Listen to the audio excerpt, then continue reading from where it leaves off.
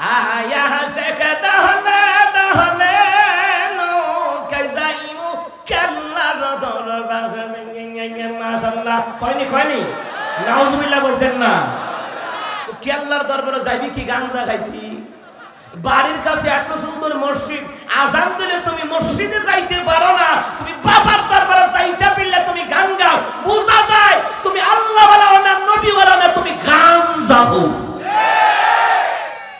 যতগুলি গান গায় হগুলি গাঞ্জা খায় আমি চ্যালেঞ্জ করে বললাম যতগুলি আপনার চিত্রনায়ক নায়িকা বলেন ভান্ডারি গান বাউল গান গাওয়া বলেন যত কিছু আছে প্রত্যেকটি গাঞ্জা খায় ইয়াবা খায় এবং বিভিন্ন নারীদের সাথে অবৈধভাবে আসক্তিতে ভরপুর কথা বলতে কিনা আপনি গিয়া দেখেন যে গাঞ্জা খায় অনেক জ্ঞানের কথা পাওয়া যায় বুদ্ধিমত্তার কথা পাওয়া যায় লোকেরা বলল কি রে এতদিন লোকমান হাকিম লোকমান কি কথা বলতো আর এখন কি কথা বলে আগের কথার মধ্যে এখনের কথার মধ্যে এখন তফাৎ রয়েছে আকাশ পাতাল ব্যবধান রয়েছে এত জ্ঞান সম্পন্ন কথা বলে লোকমান আমাদের লোকমান এত সুন্দর কথা বলে লোকমান হাকিম স্বপ্নে যোগে লোকমান হাকিম যেই ব্যক্তি জিজ্ঞেস করেছিল আপনি কি নবুয়ত চান নাকি দিনের কার্যক্রম চান লোকমান হাকিম যার সাথে স্বপ্ন যোগে কথা বলেছেন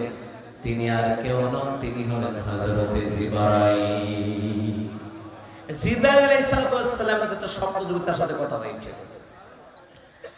লোকমান হাকিম সকাল বেলায় যার সাথে কথা বলে জ্ঞান সম্পন্ন কথা বলে ভালো ভালো কথা বলে আগের কথা আর এখনের কথা মিল খুঁজে পাওয়া যায় না আগের কথা একরকম ছিল কিন্তু স্বপ্ন থেকে ওঠার পরে পরের দিন থেকেই লোকমান যার সাথে কথা বলে জ্ঞান সম্পন্ন কথা বলে এমন জ্ঞান সম্পন্ন জোরে বলুন তো দান করে দিলেন কে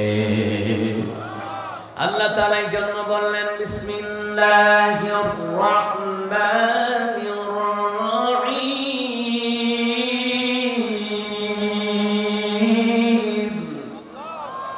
ওয়া লাকাদ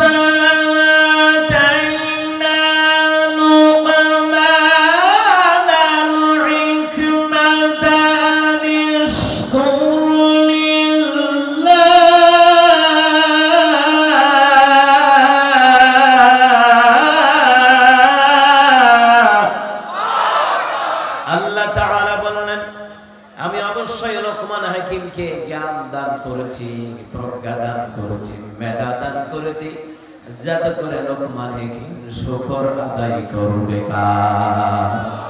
শুকর আদায় করলে নিয়ামত বাড়িয়ে দেন কে রিজিক বাড়ায় দেন কে আল্লাহ বলেন বান্দা আমার শুকর গুজার করো আল্লাহ তাআলা বলেন লোকমানকে জ্ঞানটাই দিলাম বুদ্ধিমত্তা দিলাম আমার শুকর গুজার করার জন্য ও দুনিয়ার বান্দা বান্দিরা তোমরা যদি প্রশ্ন করো শুকর আদায় করলে কি হয় আল্লাহ তাআলা বলেন শুনে নাও লোকমান হাকিমের মতো যদি শুকর গুজার করতে পারো নবী রাসূলদের মতো যদি তোমরা শুকর গুজার করতে পারো তাহলে শুনে নাও ওয়া মান ইয়াশকুর ফাইন্নামা ইয়াশকুরু লিনাফসিহি আল্লাহ তাআলা বললেন যে ব্যক্তি শুকর গুজার করবে আল্লাহ এটা তার নিজের জন্য আমার আল্লাহ দান করে দিবে আপনি আল্লাহর জন্য যে শুকর গুজার করবেন এর চেয়ে আল্লাহ দামি জিনিস আপনার জন্য দান করে দিবে সুবহানাল্লাহ বলবেন না এটার উদাহরণটা বুঝতে হলে আপনাকে বুঝতে হবে وقال النبي صلى الله عليه وسلم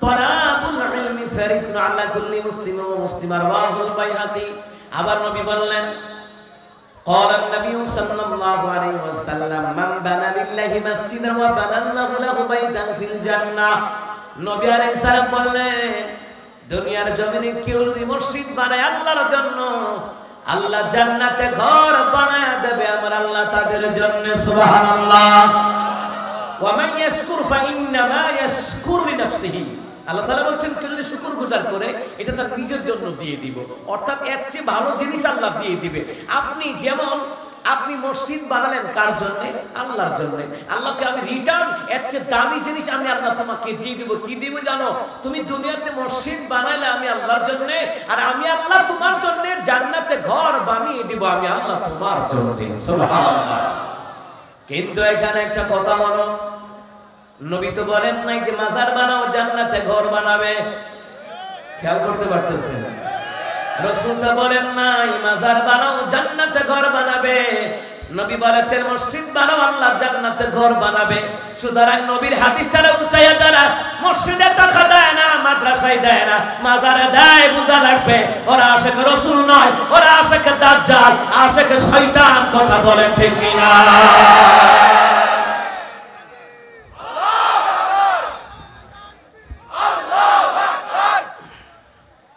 কারণ আল্লাহ নবী বলছেন মসজিদ বানাও আল্লাহ জান্নাতে ঘর বানাবে। একটা জাল হাদিস মাজার পূজারীদেরকে আমি 2020 সালে চ্যালেঞ্জ দিছি, একটা জাল হাদিস দেখাও যে রাসূল বলেছেন যে মাজার বানাও আল্লাহ জান্নাতে ঘর বানাই দিবে। একটা জাল হাদিস দেখাতে পারবে না, কিন্তু রাসূল বলেছেন মসজিদ বানাও আল্লাহ তোমার জন্য জান্নাতে ঘর বানিয়ে দিবে। সুবহানাল্লাহ বলবেন না? কিন্তু এই হাদিসটাকে উল্টায়া যারা মাজার বানায়, মাজারে টাকা দেয়, মাজারে মানত করে, ওরা মুশরিক করে, কুফরি করে, এদের আমল কিয়ামত পর্যন্ত কবুল হবে না।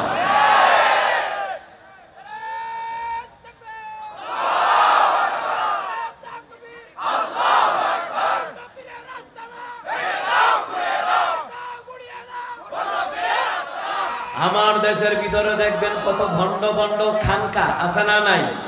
এ কথা কয় না, আছে না নাই? এত সুন্দর মসজিদ আমি এসে দেখে অবাক হয়ে গেলাম, এত সুন্দর মসজিদ। তাহলে আমাদের সকলের পরিমাণই দায়িত্ব মসজিদের কাজে, মাদ্রাসার কাজে আঞ্জাম দেওয়া। কথা বলে ঠিক কিনা?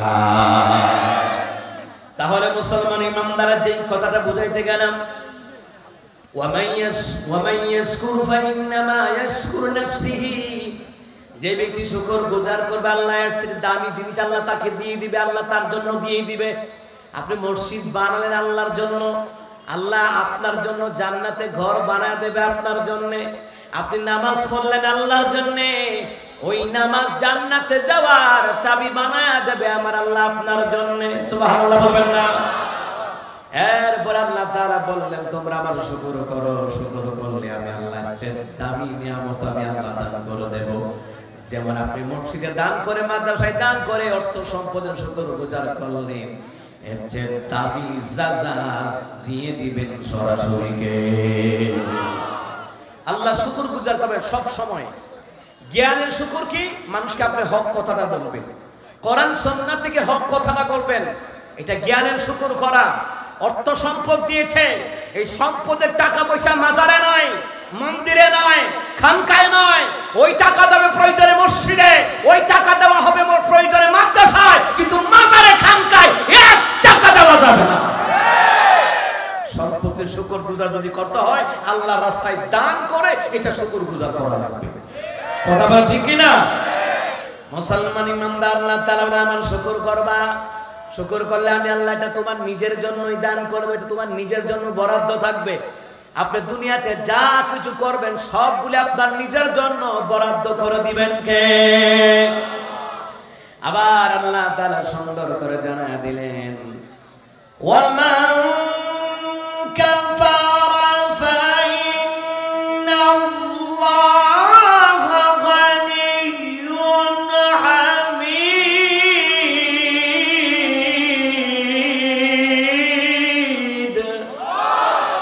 আল্লাহ তাআলা বললেন যদি তোমরা আমি আল্লাহর শুকর গুজার না করো, যদি তোমরা কুফর করো, স্বীকার করো, তাহলে জেনে রাখো আমি আল্লাহর শুকর গুজার না করলে, আমি আল্লাহর প্রশংসা না করলে আমার প্রশংসা কমে যাবে না, আমি আল্লাহ চির প্রশংসিত। তোমরা যদি আমি আল্লাহর শুকর গুজার না করো, প্রশংসা না করো, আমি অভাবে পড়ে যাব না, আমি আল্লাহ অভাব মুক্ত। ঠিক কিনা বলেন? আল্লাহ তাআলা অভাব মুক্ত। এইগুলো সূরা লোকমান 12 নম্বর আয়াতের সরল অর্থ, পাশাপাশি একটু ব্যাখ্যা।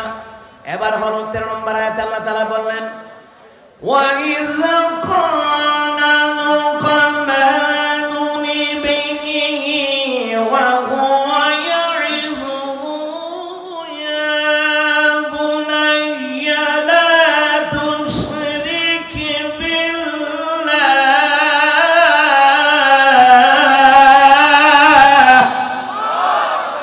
আল্লাহ তাআলা বললেন ও নবী স্মরণ করুন লোকমান হাকিমের কথা, যখন তার সন্তানকে নসিহত করলেন ও আমার সন্তান আল্লাহর ইবাদত করবা ভালো কথা, আল্লাহর হুকুম হাকাম মানবা ভালো কথা, কিন্তু আল্লাহর ইবাদতে অন্য কাউকে শরীক করা যাবে না।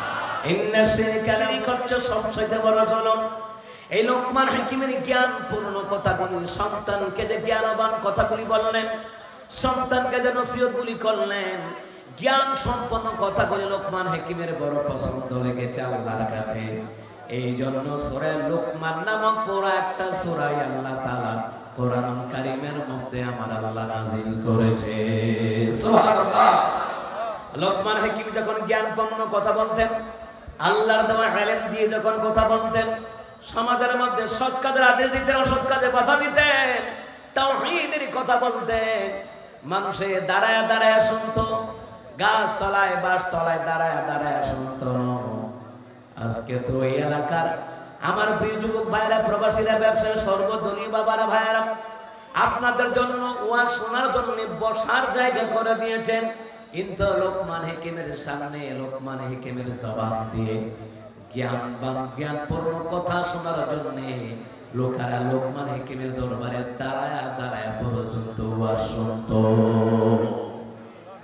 জ্ঞান অর্জন করতো। তারা লোকমান হাকিমের জ্ঞানপূর্ণ কথাগুলি শুনতেন। লোকমান হাকিম যখন জাতির সামনে, জনগণের সামনে যখন তাওহীদপূর্ণ কথাগুলি বলছেন, পাশে একজন রাখাল দাঁড়িয়েছিলেন। খেয়াল করেন, তাফসীর ইবনে কাসিরের মধ্যে এসেছে, পাশে একজন রাখাল দাঁড়িয়ে রইলেন। রাখাল বল, সবাই যখন আলোচনা শেষ হয়ে গেল, প্রোগ্রাম যখন শেষ হয়ে গেল, এবার ওই রাখাল বললেন, ও ভাই লোকমান, তুমি কি সেই লোকমান নাকি যেই লোকমান আমার সাথে মাঠে ময়দানে বকরি চড়াইতা? আমার সাথে একজন লোকমান ছিল, দেখতে তোমার মতন খাটো, দেখতে তোমার মতন নাকটা চ্যাপটা মোটা, দেখতে তোমার মতন কালো। আমি চিন্তা করি ওই লোকমান কিনা। লোকমান হাকিম বলে, ক্বালা নাআম ইয়া আখি, হে ভাই, আমি হলাম সেই লোকমান যেই লোকমান তোমার সাথে মাঠে ময়দানে বকরি চড়াতা। সুবহানাল্লাহ বলবেন না? লোকমান হাকিম সফলতা অর্জন করার ফলে তিনি অতীত ভুলে যায় নাই। আর আজকাল পাতি নেতা খেতা যত আছে, দুই চারটা দুর্নীতি করে, দুই চারটা পয়সার মালিক হলেই অতীত ইতিহাস ভুলে যায়। অতীত ইতিহাস ভুলে গিয়ে ওলামায়ে কেরামের বিরুদ্ধে মিথ্যা হামলা মামলা দেয়। কথা কটে কিনা? এমনকি এত দুর্নীতি করে বিদেশে টাকা পাচার করছে, ওই দিকে খবর নাই, তাদের চোখ শুধু ওলামায়ে কেরামের দিকে, কারণ তাদের অন্তরে নিফাকি রয়েছে, এই জন্য আলেমদেরকে সহ্য করতে পারে না।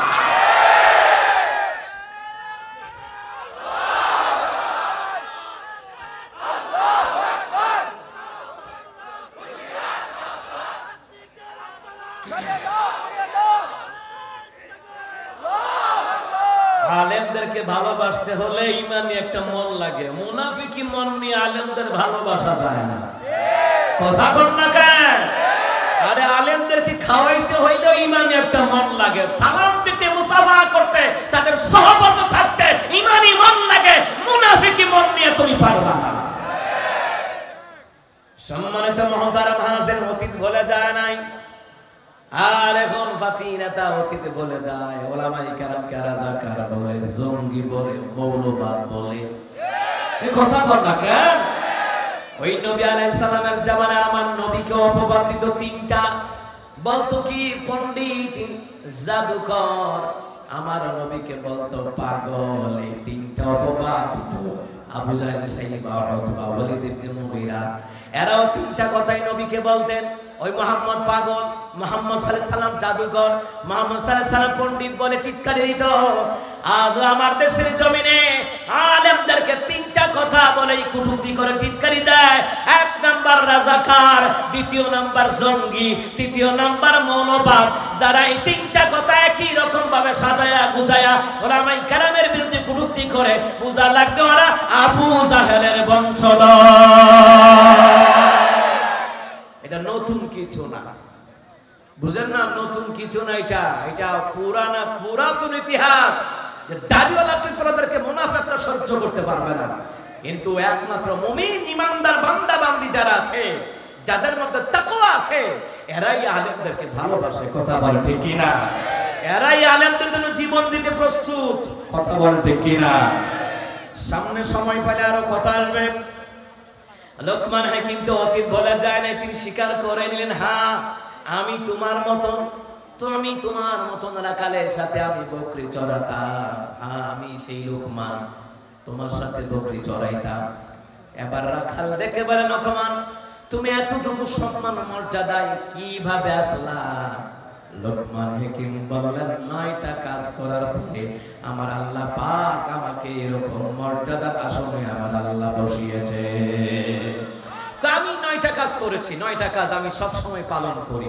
খুব খেয়াল করেন, 9টা কাজ আমি পালন করে। লোকমান হাকিম বললেন, ভাই আমার মতন তুমিও যদি এই 9টা কাজ করতে পারো তাহলে আমি লোকমান হাকিমের মতন আল্লাহ তোমাকে ইলম দিয়ে তোমার সম্মান মর্যাদা আল্লাহ উঁচু করে দিবে। সুবহানাল্লাহ বলেন না?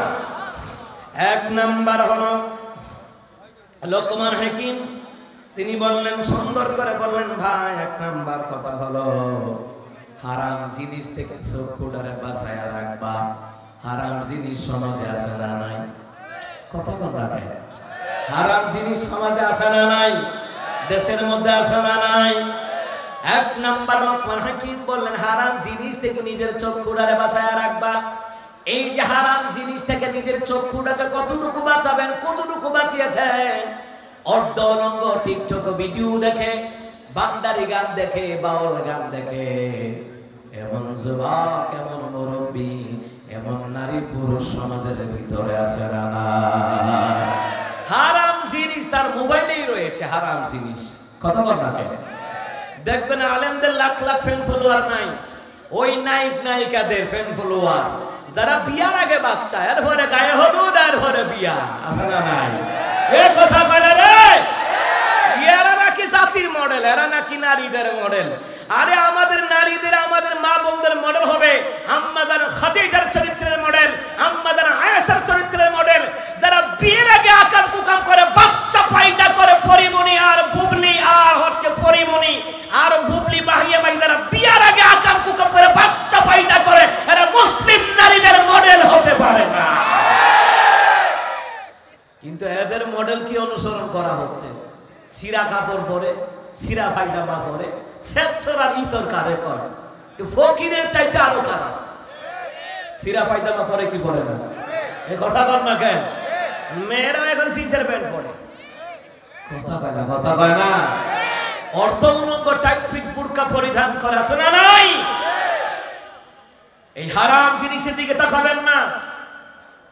অর্ধ উলঙ্গ ভিডিও নেটে পুরা সারা পৃথিবীতে ইহুদি নাসারারা কিভাবে মুসলমানদের যুবক যুবতীদের চরিত্রকে ধ্বংস করবে, তাদের ঈমানকে ধ্বংস করবে, এখন স্যাটেলাইট মিডিয়াতে, ইলেকট্রনিক্স মিডিয়াতে সবগুলি ইন্টারনেটে ঢুকিয়ে দিয়েছে। কথা বল ঠিক কিনা? 1 নাম্বার হলো যে কোনো উপায়ে হারাম জিনিস থেকে আপনার চক্ষুকে বাঁচিয়ে রাখবেন, চক্ষুকে আপনি ইবাদত করে রাখবেন। হারাম জিনিসের দিকে তাকানো যাবে, হারাম জিনিস একটা সামনে পড়তেই পারে চলাচল করতে গেলে। এখন আপনি চক্ষুটা যখন আপনি চলেই গেল, আপনি চক্ষুটাকে নিম্নগামী করে রাখবেন। একবার দেখা যায় আছে, এই জন্য কি 2 মিনিট লাগাইয়া দেখবেন? এ কথা কয় না? শামালে তিরমিজি, জামিউত তিরমিজির মধ্যে, রিয়াদুস সালিহিনের কিতাবের মধ্যে এসেছে যে প্রথম চাওয়া যদি দীর্ঘ হয়, দ্বিতীয় চাওয়া বলে গণ্য হবে, আর দ্বিতীয়বার তাকানো হারাম। দ্বিতীয়বার তাকানো কি? জোরে বলে, দ্বিতীয়বার তাকানো কি? তাহলে লোকমান হাকিম বলেন 1 নাম্বার হারাম জিনিসের দিকে তাকাবা না। 2 নাম্বার জিহ্বাকে অশ্লীল কথাবার্তা থেকে বিরত রাখবা। এই জিহ্বা দিয়া দিয়া কোনো খারাপ গান বাজনা করা যাবে, জিহ্বা দিয়ে কোনো আলেমকে গালি দেওয়া যাবে না, এই জিহ্বা দিয়ে কাউকে খারাপ কথা বলা যাবে না, এই জিহ্বা দিয়ে অশ্লীল কথা বলা যাবে না। ওই যে বিআই বিআইনের সাথে অশ্লীল কথা বলে, বিআইন আবার বিআইয়ের সাথে অশ্লীল কথা বলে, এমন সমাজের ভিতরে আছে না নাই? দেবর ভাবির সাথে অশ্লীল কথা বলে, ভাবি আবার দেবরের সাথে অশ্লীল কথা বলে। এমন অশ্লীল কথা বলা যার পরিবারের মধ্যে আছেন খোঁজ করে নিয়েন। আপনি দেখবেন ভাবিরে দেবরে কয় ভাবি ভাইয়া নাই তো কি হইছে, আমি তো আছি। কথা কম রাখেন, এমন হয় কি হয় না? নাউজুবিল্লাহ পড়বেন না। এই কথাটা বলে সে কিসের দিকে ইঙ্গিত করছে খেয়াল করছেন? কত অশ্লীল ভাইয়া পরে কথা বলে এই যে বাদী। আবার বিয়াই আবার বলতেছে বিয়ান রে, বিয়ান চিনেন তো আপনাকে ওদিকে বুঝেন তো? বিয়ান রে আবার বলতেছে বিয়ান, বিয়াই নাই তাতে কি হয়েছে, আই তো আছি, তুমি কিতা করতা গাঞ্জা খাইতা বাপ্পা সিটি কারে কয় কুশাটাকে ইঙ্গিত করে। ইঙ্গিত করেও প্রত্যক্ষ পরোক্ষ ভাবেও এই জিহ্বা দিয়ে অশ্লীল কথা বলাটা স্বয়ং হারাম করে দিয়েছেন কে? এই জিহ্বা দিয়ে গানও গাওয়া যাইত না। এই যে কত গান নেড়ে ভাইরাল হয়, সুমাইয়ার গান ভাইরাল হয়, অমুকের গান ভাইরাল হয়, ওই কত গান রানু মন্ডলের গান ভাইরাল হয়। কিন্তু জিজ্ঞেস করলে মুসলমানের বাচ্চা সূরা ফাতিহা শুদ্ধ করে বলতে পারে না। কিন্তু যত ইসলাম বিরোধী কথা আছে, ইসলাম বিরোধী হারাম কাজ আছে, যত কিছু আছে আপনি দেখেন, এই গানগুলি যদি ভাইরাল হয় এটি ছেলে মেয়েদের মুখে মুখে। ওই যে কয়দিন আগে একটা বার হয়েছে, কুত্তার বাচ্চারা ফোটে সুন্দর ওদেশের তেল সুর ডাল সুর আছে না? ও মা এইটা দেখি হগলের মুখে মুখে এটা ভাইরাল হয়ে গেছে। ওরে জিগাতে সূরা ফাতিহা কয়, কুত্তার বাচ্চা পরে কইছ সূরা ফাতিহা কয়, ও শীত করে উঠে ফেডো ভরা দিলে খুব ভালো লাগতো না। এ তো এই গান মুখস্থ কথা বল না কে? মুসলমানদের বাচ্চা মুতাআলা করবে সূরা ফাতিহা, কথা বলে ঠিক কি না? মুসলমানের সন্তান মুতাআলা করবে, দৈনন্দিন জীবনে যে দোয়া দরুদ করে পাঠ করা দরকার ওইগুলো হাঁটতে বসতে মুতাআলা করবে, কথা বলে ঠিক কি না? এরপরে 2020 সালে গাইলো মধু হই হই বিষ খাওয়াইলা। তা আমি আবার উত্তর দিছি, তো নাকের মধ্যে ঠাডা পড়ছে, তুই মধুর গন্ধ বুঝুচ্ছ আর বিষের বোতলের গন্ধ বুঝুচ্ছ, কথা কথা। একটা বিষের বোতল যদি কেউ আধা কিলোমিটার দূরেও যদি কেউ এটাকে ভাঙে, এটা গন্ধ পাওয়া যায় কি যায় না? এক হয় মধু হই হই বিষ খাওয়াইলে, তুই এত রাক্ষস কেন জীবনে মধু খাইছ? তা তোর ভূমিকা মধুর লোকে বিষ খাওয়াই দিছে, এটা গন্ধ পাইছস না, মুখের কাছে নেওয়ার পর ওই তো গন্ধ বোঝা যায়, কথা হয় না। এরপরে আরেক দুটি গান গাইলো 90 দশকের দিকে, ঘুম ভাঙায় নিল মরার কুকিলে, তো কুকিল মরা হইলে ঘুম ভাঙাইছে কেন, কথা হয় না। আর এক মহিলা সংসদে গিয়ে বইয়া রয়েছে, কয়দিন আগে উমরা কইরা গুমরা হইয়া দেশ হইছে, এইবারে সারা জীবন গাইছে ফাইটটা যায় ফাইটটা যায়, কোন দিক দিয়া ফাঁসছে এইটাই এখন দেখাইতে আর এই গান বাজনা জিব্বা দিয়ে অশ্লীল গান বাজনা বেহায়াপনা। আপনি দেখেন এই জিব্বাটা দিয়ে, এই জিব্বার কারণে মানুষের নিকৃষ্ট হয়, এই জিব্বার কারণে মানুষ আবার উৎকৃষ্ট হয়, কথা বলে ঠিক কিনা? এই জিব্বা জিব্বা বিস্তারিত ব্যাখ্যায় দেওয়ার টাইম নাই। সম্মানিত মুহতারাম হাজিরিন, তাহলে দ্বিতীয় নাম্বার হলো জিহ্বা দিয়ে অশ্লীল কথা বলা যাবে না, অপ্রয়োজনীয় কথা বলা যাবে না, অবান্তর কথাবার্তা বলা যাবে না। আল্লাহ তাআলা বলেন, শুনে নাও, ওয়া মিনান নাসি মান ইয়াশতারি লাহওয়াল হাদিসি লিয়ুদিল্লা আন সাবিলিল্লাহি বিগাইরি ইলম। আল্লাহ তাআলা বলেন, মানুষের মধ্যে এমন কতজন লোক আছে যারা অবান্তর কথাবার্তা বলে। মুহাদ্দিসিন ইকরাম বুখারী বর্ণনায় লেখা হয়, অবান্তর কথাবার্তা হলো গান বাজনা। তাফসীরে কাবীর ইবনে কাসিরের riwayat বলা হয়েছে, অবান্তর কথাবার্তা হলো গান বাজনা। যারা অবান্তর কথাবার্তা বলে, মানুষকে দিন থেকে ইসলাম থেকে গোমরাহ করার জন্য, পথভ্রষ্ট করার জন্য যারা অবান্তর কথাবার্তা বলে, অবান্তর কথাবার্তা হলো গান বাজনা। এই গান বাজনা স্বয়ং হারাম করে দিলেন কে? কোন মুসলমানের সন্তান এই জিহ্বা দিয়ে কখনো গান গাইতে পারে? কথা কন না কেন? অশ্লীল কথা তো বলাই যাবে না, অবান্তর কথাবার্তাও বলা যাবে না। অবান্তর কথাবার্তা হলো গান বাজনা। আমার দেশে দেখবেন কত রকমের ভান্ডারি গান আছে, ভাউল গান আছে, ভণ্ড তাহিরি মার্কাও গান আছে, কথা হয় না, আট্টুসি মার্কাও গান আছে, আছে না নাই? এই কত রকমের যে ভণ্ডামি আমার দেশের মধ্যে বাবার নাম নিয়ে গায়, একটু গামু হ্যাঁ কিটা করতাম নি আয়া শেখ দহলে দহলে নো কাইজাইমু কাল্লার দরবার মাশাআল্লাহ কয়নি নাউজুবিল্লাহ বলতেন না তো কেল্লার দরবারে যাইবি কি গাঞ্জা খাইতি? বাড়ির কাছে এত সুন্দর মসজিদ, আজান দিলে তুমি মসজিদে যাইতে পারো না, তুমি বাবার দরবারে যাইতে পারলে তুমি গান গাও, বোঝা যায় তুমি আল্লাহ ওয়ালা না নবী ওয়ালা না, তুমি গান যাও। যতগুলি গান গায় হগুলি গাঞ্জা খায়।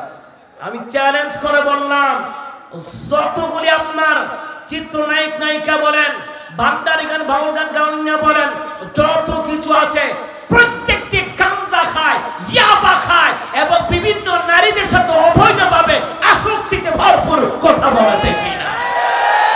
আপনি কি আর দেখেন যে গাঞ্জা খুব এরপর আবার গায় তিতাসে বাহাসিল হোকেলা তিতাসে বাহাসিল জাইলা গোবর তালে ওইটা খোর পুরা ছিল রে, কি মহিমা জানি কেল্লা রে। আচ্ছা মহিমা কি কেল্লা জানে না আল্লাহ জানে? আমি বুঝাবার জন্য কিছু কলি কইলাম আর কি, আমরাও গাইলে পারতাম। কথা বলা কথা বলা একই কি মহিমা জানে কেল্লা রে, তো মহিমা কি কেল্লা জানে না আল্লাহ জানে?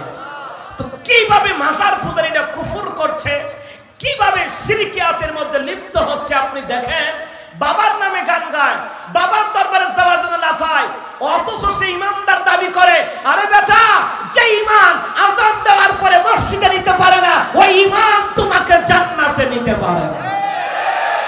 তোমার পীর বাবা জান্নাতে নিব, তোমার পীরের তো ফেরেশতারা ফিটার তোলা হুশ থাকতো না, এমন পিটান পিটাইব ও গাদির লগে গদিও বাইরে ফাটাই ফেলবে।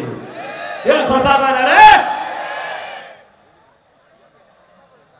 মুসলমান ইমানদাররা, এই বাদ্যযন্ত্রগুলো অনেকের মোবাইলের মধ্যে খোঁজ করলে পাবেন, শুনতেছে রাত দিন শুনে, রিক্সার ড্রাইভাররাও শুনে, সিনজি ড্রাইভাররাও শুনে।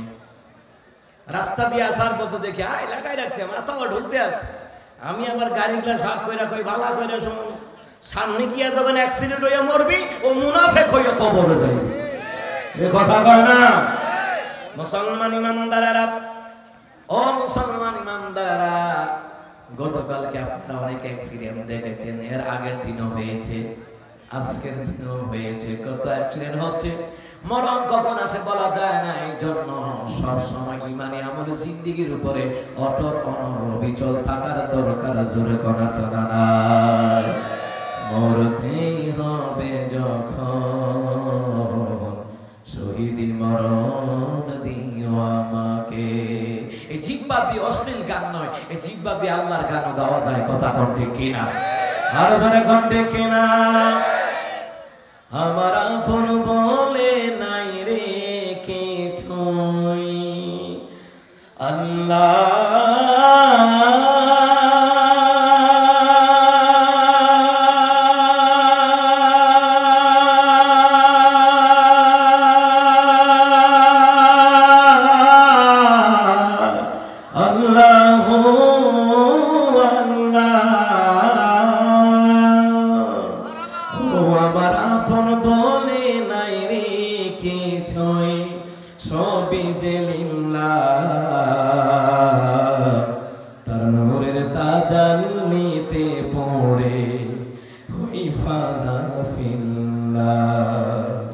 আমি মুখে বলি আল্লাহ, আমার অন্তরেতে আল্লাহ, আমি মুখে বলি আল্লাহ, আমার অন্তরেতে আল্লাহ। ভবই সংসারে আমার সবই যেন পর, মিছে আশাই মিছে মায়ায় কান বাঁধ ঘর। ভবই সংসারে আমার সবই যেন পর, মিছে আশাই মিছে মায়ায় কান বাঁধ ঘর। ওরে মায়ায় বাধায় ঘোর আমার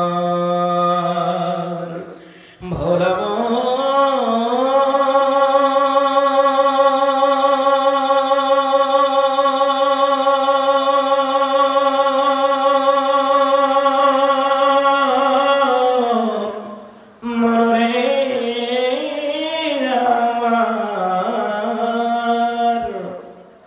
ওরে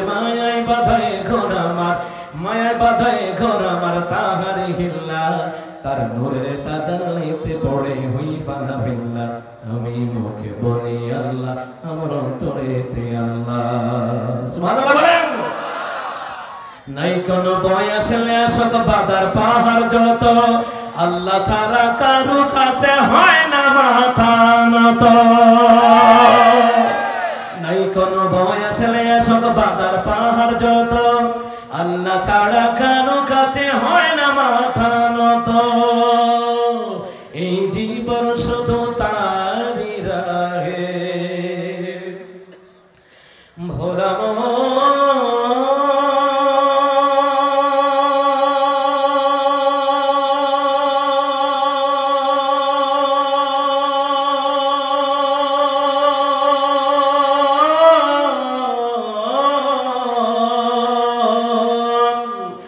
জীবন শুধু তারি রাহে জীবন শুধু তারি রাহে ফি সাবিলিল্লাহ তার নূরের তাজাল্লিতে পড়ে হই ফানা ফিল্লাহ আমি মুখে বলি আল্লাহ আমার অন্তরেতে আল্লাহ আমি মুখে বলি আল্লাহ আমার অন্তরেতে আল্লাহ ঠিক কি না বলো জিহ্বা দিয়ে লোকমান হাকিম বলেন অশ্লীল কথাবার্তা বলা যাবে না অশ্লীল কথাবার্তা বলতে গান বাজনা বলেন যা কিছু বলেন জিহ্বা দিয়ে খারাপ কথার দিকে ইঙ্গিত করা যাবে না লোকমান হাকিম বলেন বাইরা খান দ্বিতীয় নাম্বার হলো কি জানো যে জিহ্বা দিয়ে অশ্লীল কথা বলবা না অশ্লীল কথা না বলে ভালো ভালো কথা বলবা তাহলে আল্লাহ আমার মতন তোমাকে মর্যাদার আসনে বসায়া দিবে সুবহানাল্লাহ বলবেন না সম্মানিত মুহতারাম হাজিরিন এরপরে লোকমান হাকিম বললেন তৃতীয় নাম্বার হলো হালাল খাবার খাবা মুহাদ্দিসিন কেরাম লেখেন